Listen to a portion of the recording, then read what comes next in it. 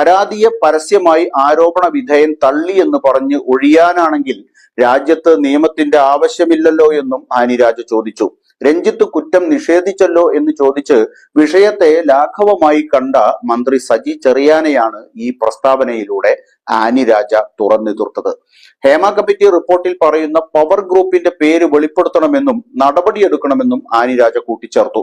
രഞ്ജിത്തിനെതിരെ കർശന നടപടിയെടുക്കണമെന്നാവശ്യപ്പെട്ട് AIYF രംഗത്തെത്തിയതോടെ ഇടതുമുന്നണിയിൽ കാര്യങ്ങൾ ഗൗരവമായി കൊണ്ടിരിക്കുകയാണ്. ബംഗാളി നടിയുടെ ആരോപണത്തിൽ ചലച്ചിത്ര അക്കാദമി ചെയർമാൻ രഞ്ജിത്തിനെ സംരക്ഷിച്ചുകൊണ്ടുള്ള പ്രസ്താവന വിവാദമായതിന് പിന്നാലെ ഫേസ്ബുക്കിൽ വിശദീകരണവുമായി മന്ത്രി സജി ചെറിയാൻ വീണ്ടും രംഗത്തെത്തി. തെറ്റ് ആര് ചെയ്താലും സർക്കാർ സംരക്ഷിക്കില്ലെന്നും രഞ്ജിത്തിനെതിരെയുള്ള ആരോപണം തെളിഞ്ഞാൽ നടപടി ഉറപ്പാണെന്നും മന്ത്രി FB പോസ്റ്റിലും ആവർത്തിച്ചു.